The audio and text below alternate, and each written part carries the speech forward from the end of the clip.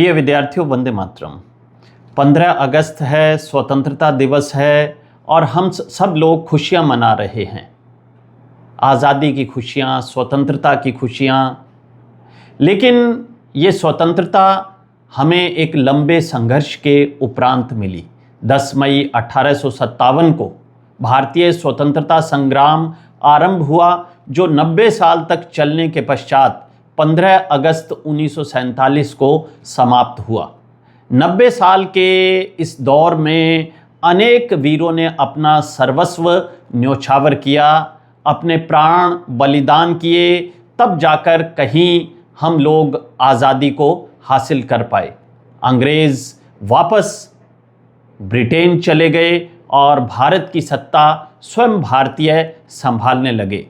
निसंदेह हम सभी को उन वीरों का शुक्रगुजार होना चाहिए और आज स्वतंत्रता दिवस पर उन्हें नमन करना चाहिए। आज मैं एक प्रसंग का उल्लेख करने जा रहा हूँ।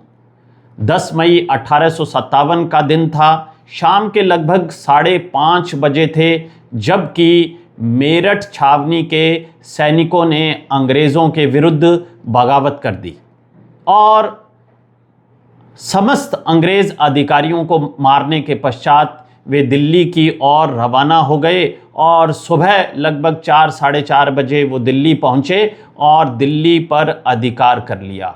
उन्होंने बहादुर शाह जफ़र मुग़ल सम्राट से संपर्क किया और उन्हें अपना नेतृत्व स्वीकार करने के लिए कहा और मुग़ल सम्राट बहादुर शाह जफ़र ने उस नेतृत्व को स्वीकार किया और अंग्रेज़ों के विरुद्ध एक संघर्ष, एक क्रांति आरंभ हो गई। लंबा संघर्ष चला और अंततः सितंबर के महीने में, सितंबर 1857 में अंग्रेज़ एक बार फिर से दिल्ली पर अधिकार करने में कामयाब हो गए। मेजर विलियम हडसन इस समय अंग्रेज़ सेना का नेतृत्व कर रहा था और मेजर हडसन के बारे में ये कहा जाता है कि वो उर्दू शायरी में बहुत ही दक्ष था।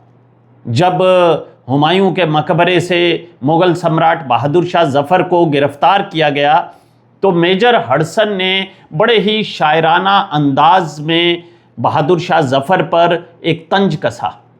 मेजर हडसन ने कहा कि दमदमे में दम नहीं, दमदमे में दम नहीं, खैर मांगो जान की, ए ज़फ़र ठंडी हुई शमशीर हिंदुस्तान की। यानी कि मेजर हडसन ने एक व्यंग्य करते हुए मुग़ल सम्राट को कहा कि अब भारतवासियों की तलवार ठंडी हो चुकी है।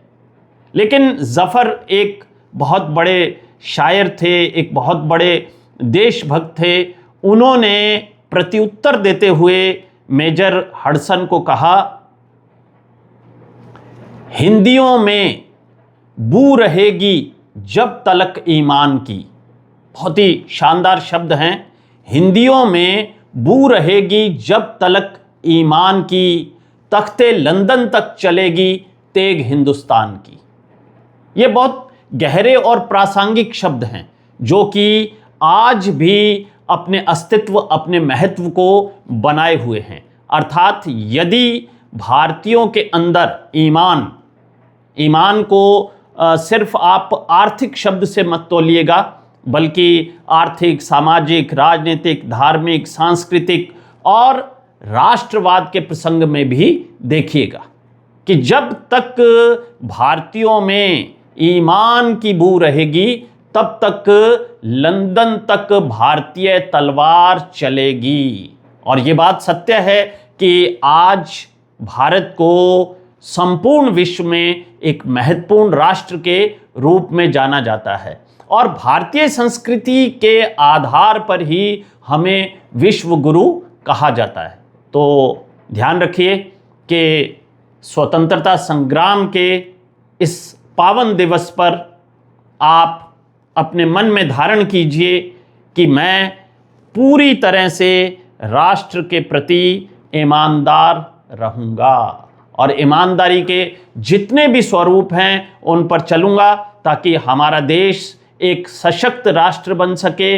अपने कर्तव्यों का पूरी शिद्दत के साथ निर्वहन करूँगा। तो एक बार फिर से ज़फ़र के इस शेर को दोहरा देता हूँ। हिंदियों में बू रहेगी जब तलक ईमान की, हिंदियों में बू रहेगी जब तलक ईमान की, तख्ते लंदन तक चलेगी तेग हिंदुस्तान की। जय हिंद, जय भारत, जय राजस्थान।